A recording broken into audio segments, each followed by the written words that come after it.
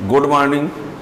आज आप लोगों को हम 4 चैप्टर फिजिक्स में बायस-वाट लॉ बताएंगे। 4 चैप्टर में बायस-वाट का नियम। बायस-वाट का नियम जानने के पहले आप लोगों को जानना पड़ेगा धारा का चुंबकीय प्रभाव क्या होता है।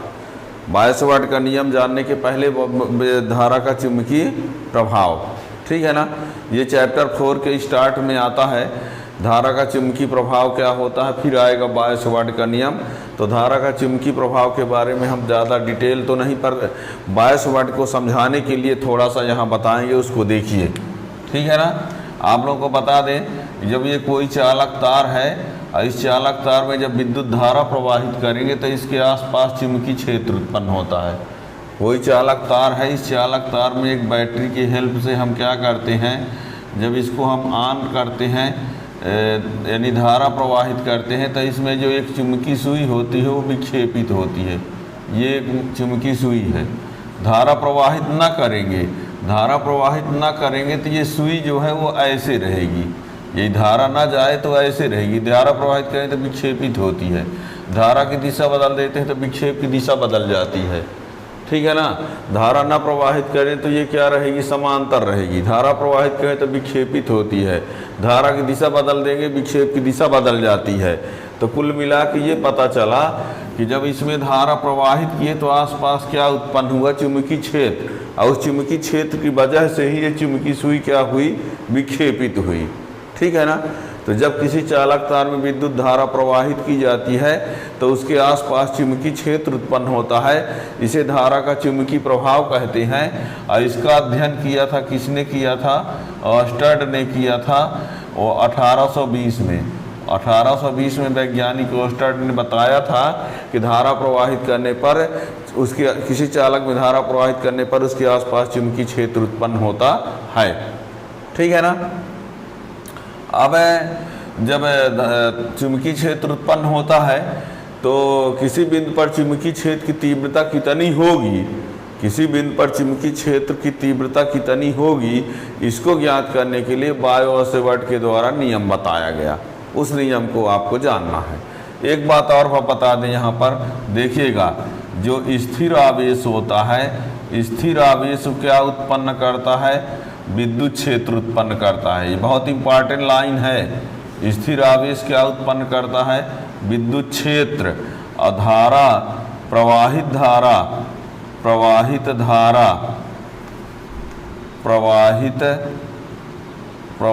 धारा क्या करती है, प्रवाहित धारा जो है वो विद्युत क्षेत्र चुंबकीय क्षेत्र, क्या, चुंबकीय क्षेत्र। स्थिर आवेश क्या उत्पन्न करता है, विद्युत क्षेत्र। प्रवाहित धारा क्या उत्पन्न करता है, चुंबकीय क्षेत्र। और गतिमान आवेश यदि है तो वो क्या करता है, विद्युत क्षेत्र और चुंबकीय क्षेत्र दोनों, विद्युत क्षेत्र और चुंबकीय क्षेत्र दोनों। ध्यान रखना, ये बहुत महत्वपूर्ण लाइन है। स्थिर आवेश केवल विद्युत क्षेत्र उत्पन्न करता है, प्रवाहित धारा चुंबकीय क्षेत्र उत्पन्न करता है, और गतिमान आवेश जो होता है विद्युत क्षेत्र और चुंबकीय क्षेत्र दोनों को उत्पन्न करता है, ठीक है ना। यहाँ ये लिखा है विद्युत क्षेत्र और चुंबकीय क्षेत्र दोनों, ठीक है ना। तो आज हमारा जो मेन टॉपिक है वो क्या है, बायस-वाट का नियम। बायस-वाट का नियम ये 4 चैप्टर का टॉपिक है, ठीक है ना। बायो-सावर्ट का नियम है ना, बायो-सावर्ट लॉ। बायो-सावर्ट दो अलग अलग वैज्ञानिक मिलकर इस नियम को बनाए थे, ठीक है ना। तो बायो-सावर्ट का नियम देखिए, यहाँ पर हम ले लेते हैं XY, एक कोई चालक तार है। XY क्या है, एक चालक तार है, और इस चालक तार में हम धारा प्रवाहित करते हैं। इस साइड में धारा की दिशा आप बदल भी सकते हो, इधर प्रवाहित करेंगे तो भी चुंबकीय क्षेत्र उत्पन्न होगा, उधर प्रवाहित करेंगे तो भी चुंबकीय क्षेत्र उत्पन्न होगा। XY कोई चालक तार है, और इस चालक तार में प्रवाहित धारा क्या है, I है। और इस चालक तार का एक छोटा सा भाग हम ले लेते हैं, उसकी लंबाई माने लेते हैं कितनी है, dl। इससे r दूरी पर कोई बिंदु एक ले लेते हैं P। क्या ले लेते हैं? P। तो इस बिंदु पर जो चुंबकीय क्षेत्र की तीव्रता होगी उसको प्रदर्शित कर दिए dB से। क्या कहा हमने? फिर से सुनना। एक्स वाई कोई चालक तार है, उसमें प्रवाहित होने वाली धारा I है। धारा की दिशा बदल भी सकते हो और उस चालक का एक अल्पांश हमने लिया, अल्पांश माने छोटा सा भाग, वो है dl, और उससे r दूरी पर कोई बिंदु हमने लिया है P। तो इस बिंदु पर P पर जो चुंबकीय क्षेत्र की तीव्रता होगी वो कितनी होगी या कैसे ज्ञात की जाएगी, इसके लिए इन्होंने कुछ बताया, और वो क्या बताया वो सुनना है। ठीक है, यहाँ का कोण मान लेते हैं क्या है? थीटा है।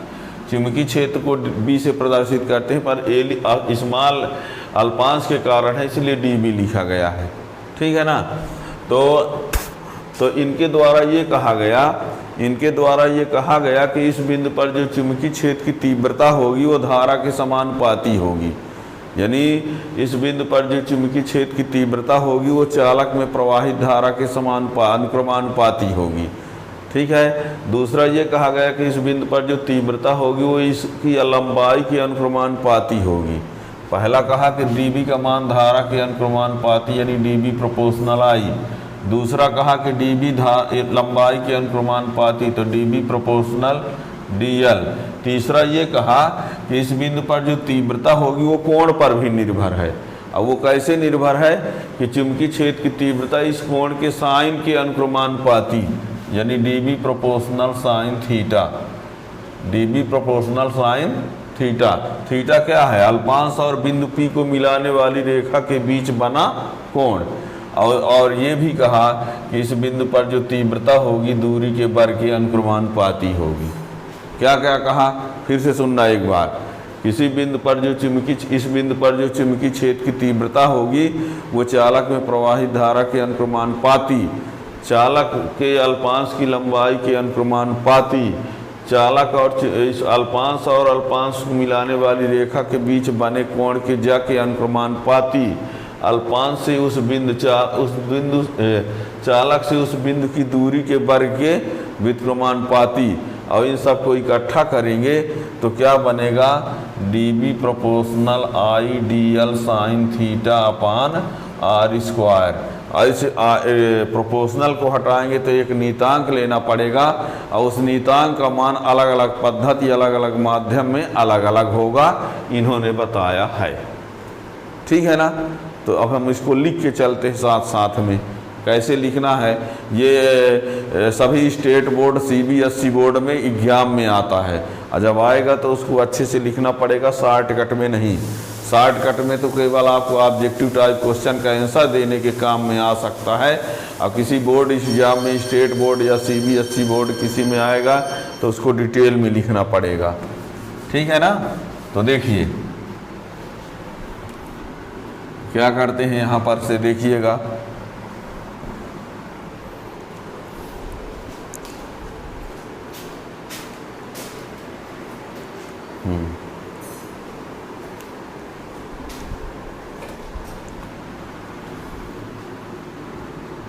मान लिया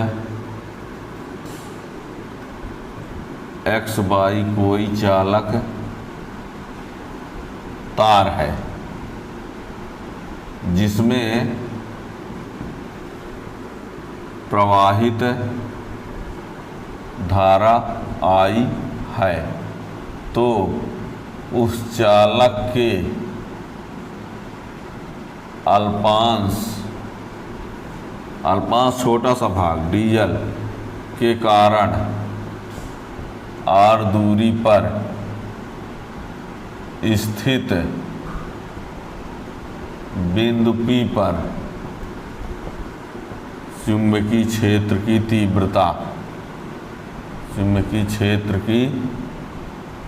तीव्रता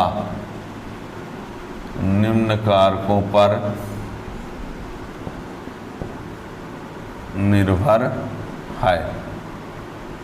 क्या कहता है ये नियम? क्या कहता है कि XY कोई चालक तार है, मान लो प्रवाहित धारा I है, उसके अल्पांश dl के कारण r दूरी पर स्थित बिंदु पर तीव्रता निम्न कारकों पर निर्भर है। नंबर 1 उन्होंने कहा कि चुंबकीय क्षेत्र की तीव्रता चुंबकीय क्षेत्र की तीव्रता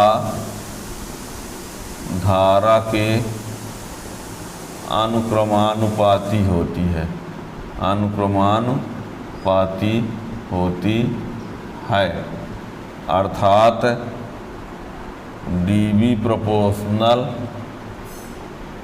I। दूसरा, चुंबकीय क्षेत्र की तीव्रता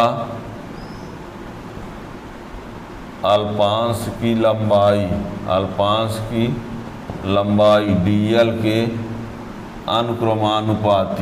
अनुक्रमानुपाती समानुपाती जो भी बोल दो, अनुक्रमानुपाती होती है। चुंबकीय क्षेत्र की तीव्रता अल्पांश की लंबाई dl के अनुक्रमानुपाती होती है, अर्थात dB प्रोपोर्शनल dl। ठीक है। तीसरा, चुंबकीय क्षेत्र की तीव्रता अल्पांश तथा अल्पांश और बिंदु को मिलाने वाली रेखा के बीच बने कोण की त्रिज्या के अनुक्रमानुपाती होती है।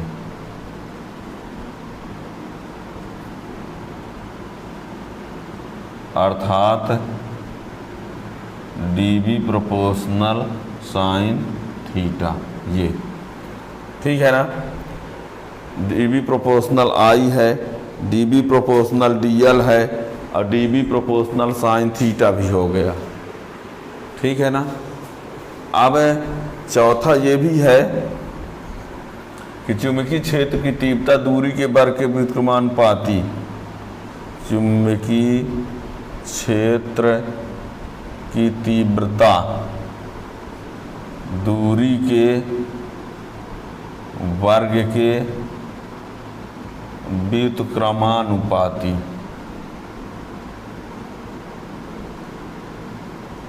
होती है, अर्थात इसमें क्या लिखेंगे, dB प्रोपोर्शनल 1/r²। ठीक है ना। फिर से सुनना, क्या है, चुंबकीय क्षेत्र की तीव्रता धारा के अनुक्रमानुपाती, चुंबकीय क्षेत्र की तीव्रता अल्पांश की लंबाई के अनुक्रमानुपाती, चुंबकीय क्षेत्र की तीव्रता साइन थीटा के अनुक्रमानुपाती, चुंबकीय क्षेत्र की तीव्रता दूरी के वर्ग के व्युत्क्रमानुपाती। यदि इन सबको एक साथ लिख दिया जाए तो क्या होगा। ठीक है ना। तो उपरोक्त चारों को संयुक्त रूप में लिखने पर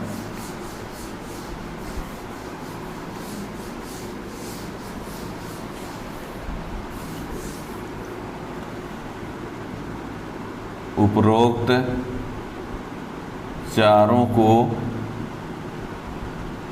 संयुक्त रूप में लिखने पर क्या होगा, dB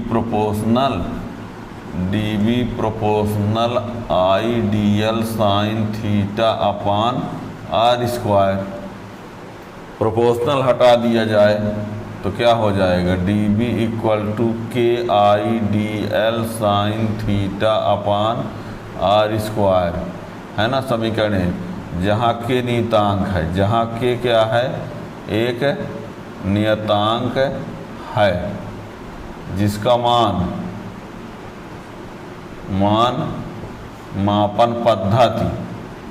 मापन पद्धति तथा माध्यम पर निर्भर होता है। ठीक है ना। इन्होंने कहा था कि मापन पद्धति और अलग अलग माध्यम में के का मान अलग अलग लेना है।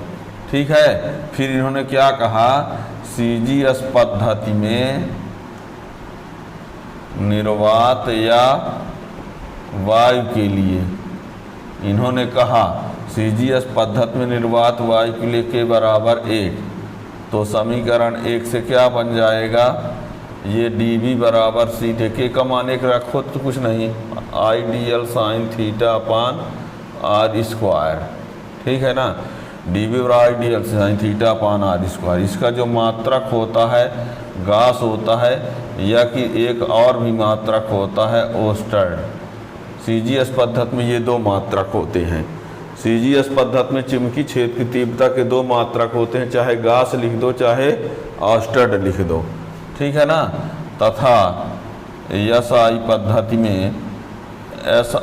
पद्धति में निर्वात या वायु के लिए के बराबर होता है म्यू 0 अपान 4 पाई, म्यू 0 अपान 4 पाई, जहाँ म्यू 0 निर्वात की चुंबकनशीलता है, निर्वात की चुंबकनशीलता है।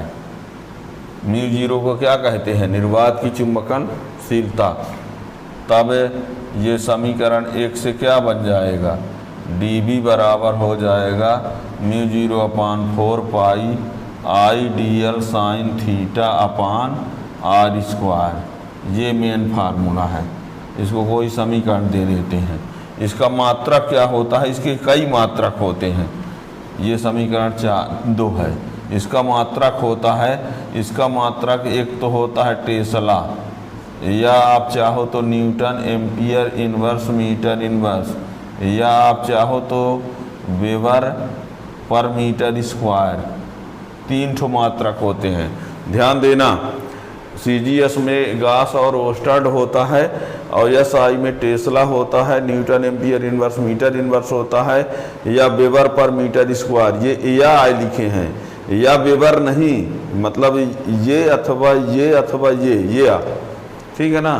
तो वेबर पर मीटर स्क्वायर भी होता है। सबसे ज़्यादा चलता है टेस्ला वाला, यहाँ लिखे देते हैं, जहाँ यानी 1 टेस्ला बराबर होता है, 1 टेस्ला बराबर होता है 10⁴ गास, या कि 1 गास बराबर क्या लिखा जाएगा? 10⁻⁻⁴ टेस्ला, ठीक है ना।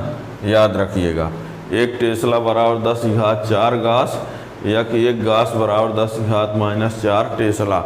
लगभग में कहीं कहीं -5 भी लिख देता है, ठीक है ना। तो ये डी बी बराबर mu 0 upon 4 pi I d l sine theta upon r square, ये हुआ। अब ये किस पद्धति में है? एसआई पद्धति में। ये किस पद्धति में है? सीजीएस पद्धति में। ध्यान देना, ये सीजीएस पद्धति में है, ये एसआई पद्धति में है। पर ये सीजीएस पद्धति में निर्वात वायु के लिए है, और ये एसआई पद्धति में है निर्वात वायु के लिए। पर कोई अन्य माध्यम हो तो क्या करोगे, है ना। तो ये भी लिखे देते हैं अन्य माध्यम में। मान लो अन्य माध्यम है, क्या है? अन्य माध्यम निर्वात वायु के अलावा, तो डी बी बराबर लिखा जाएगा mu r I d l sine theta बटे आर स्क्वायर। ये सीजीएस में, इसमें सीजीएस में अन्य माध्यम। और डी बी बराबर mu 0 mu r upon 4 pi I d l sine theta upon r square. ये किस में होगा? एसआई में। ध्यान देना, कहेंगे एसआई ये है तो ये एसआई निर्वात वायु का है, और ये एसआई अन्य माध्यम का है। ये सीजीएस निर्वात वायु का है, और ये सीजीएस अन्य माध्यम का है। समझ रहे हैं?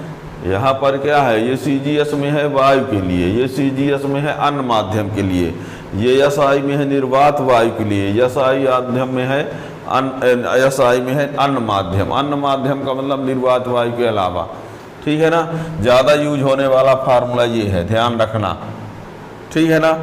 ये फार्मूला सबसे इम्पॉर्टेंट है, मेन, ठीक है ना। ये अब क्या होता है, किंतु ये बता दें, किंतु म्यू 0 अपान 4 पाई का जो मान होता है वो 10⁻⁷ न्यूटन पर एम्पियर होता है, पर एम्पियर स्क्वायर, ठीक है ना।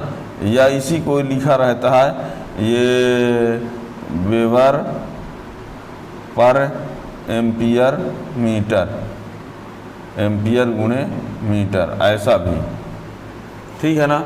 चाहे वेबर लिखा रहे वेबर पर एम्पियर मीटर या न्यूटन पर एम्पियर स्क्वायर, मतलब इसका जो मान होता है इतना होता है।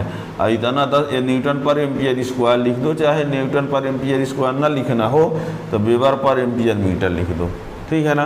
तो ये इसका मान इतना होता है, इस मान को यहाँ रख देते हैं, तब क्या हो जाएगा, dB बराबर हो जाएगा 10⁻⁻7 IDL साइन थीटा बटे r स्क्वायर, ये ठीक है। और इसकी यूनिट क्या होगी, टेस्ला। ये है बायसवाट का नियम, इतना, ठीक है ना। अब इसमें बायसवाट नियम का सदिश रूप कैसे लिखेंगे उसको भी देख लीजिए, ठीक।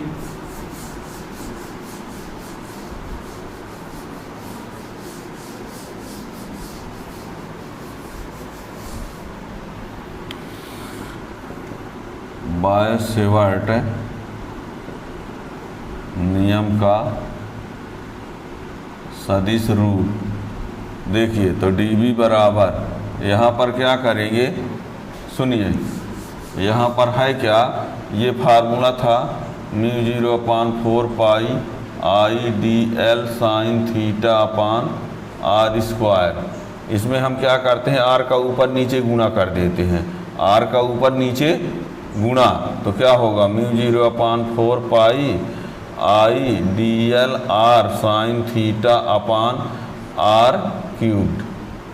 क्या किया हमने, r का ऊपर नीचे गुणा किया, तो अब क्या हो जाएगा μ0/4 पाई i और ये dl क्रॉस r बटे r क्यूब्ड। ये है उसका सदिश रूप, ये है उसका सदिश रूप, ठीक है ना। यानी μ0/4 पाई i और ये dl क्रॉस r, ये अपान r क्यूब्ड। ये एक ठो r का ऊपर नीचे गुणा किए हैं तो ये आ गया है। या कि ये आपको बता दें, यदि r वेक्टर ना करना हो तो एक और तरीका है, μ0/4 पाई और यहाँ i dl cross r cap लिख दो ऐसा, तब ये r स्क्वायर रहेगा, क्योंकि r कैप का मैग्नीट्यूड 1 होता है। ये यूनिट वेक्टर है, एकांक सदिश है, ध्यान देना, बहुत ज़रूरी पॉइंट है। यदि यहाँ वेक्टर r है तो यहाँ r क्यूब्ड है, यहाँ वेक्टर r है तो यहाँ r क्यूब्ड है, और यदि यहाँ r कैप है तो r स्क्वायर है। r वेक्टर है तो r क्यूब्ड, और यदि r कैप है तो r स्क्वायर है। दोनों वेक्टर सदिश रूप में सही है, चाहे ये लिख देना चाहे ये लिख देना, ठीक है ना। r कहाँ से आया हमने बता दिया, एक r का ऊपर नीचे इंटू कर लेंगे तो ये हो जाएगा। r का इंटू इसमें किया तो कोई अंतर ना पड़े, इसलिए इसमें कहेंगे r कैप का इंटू करेंगे तब, तो r कैप क्या होता है, एकांक सदिश होता है, उसका मान 1 होता है, तो कोई अंतर ना पड़ेगा, ठीक है ना। ये हो गया, तो ये बायसवाट नियम का सदिश रूप है, ठीक है ना।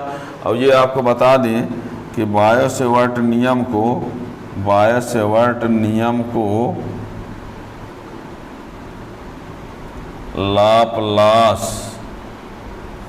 लाप्लास नियम भी कहते हैं, ध्यान रखना। बायसवाट नियम को क्या कहा जाता है, लाप्लास नियम भी कहा जाता है। और इसमें कोई विशेष फैक्टर तो नहीं दिया है क्यों कहा जाता है, पर कहा जाता है, याद रखना। ये बायसवाट नियम को लाप्लास का नियम कहते हैं। अब कुछ क्वेश्चन आप लोगों के मन में आता होगा, वो क्वेश्चन क्या है सुनिए, कि सर ये धारा की दिशा हम बदल दें तो क्या होगा। तो धारा की दिशा बदल देंगे तो कुछ नहीं होगा, चुंबकीय क्षेत्र की तीव्रता की दिशा जरूर बदल जाएगी पर मान वही रहेगा। इसलिए आप धारा चाहे इधर दिखाओ चाहे इधर दिखाओ, ठीक है, कोई दिक्कत नहीं। दूसरी बात, जो यहाँ पर थीटा लिए हैं, तो सर यदि थीटा यहाँ ले लें तो क्या होगा। तो बता ये है, यदि आप इसको थीटा ले रहे हैं तो ये कितना होगा, पाई माइनस थीटा होगा। यदि आप इसको थीटा ले रहे हैं तो ये क्या होगा, पाई माइनस थीटा। अब फाइन पाई माइनस थीटा बराबर क्या होता है, साइन थीटा होता है। क्या यदि आप यहाँ थीटा लिए तो साइन थीटा, यदि यहाँ लेंगे यदि यहाँ तो यहाँ पाई माइनस थीटा होगा तो साइन पाई माइनस थीटा बराबर साइन ए थीटा होगा। इसलिए चाहे आप कोण यहाँ ले लो चाहे कोण यहाँ ले लो कोई अंतर नहीं पड़ेगा। धारा की दिशा चाहे आप बदल दो कोई अंतर नहीं पड़ेगा, मान में अंतर नहीं पड़ेगा, तीव्रता की दिशा में परिवर्तन जरूर होगा, क्योंकि तीव्रता की दिशा इसमें अलग होगी और धारा की दिशा बदल देंगे तो अलग होगी। ठीक है ना। तो किसी चालक में धारा प्रवाहित करने पर चुंबकीय क्षेत्र उत्पन्न होता है, इस बात की जानकारी किसने दिया था? ओस्टर्ड ने दिया था। लेकिन किसी बिंदु पर तीव्रता ज्ञात कैसे करेंगे इसके बारे में ओस्टर्ड ने नहीं बताया था, और उसके बारे में किसने बताया? बाय और सेवर्ट ने बताया कि किसी बिंदु पर तीव्रता कैसे ज्ञात करेंगे और तीव्रता की दिशा कैसे ज्ञात करेंगे इसके बारे में इन्होंने भी नहीं बताया। तो उसको आप आगे लेक्चर में पढ़ेंगे, उसमें पाम रूल और स्क्रू लूम ये सब कुछ है। Thank you.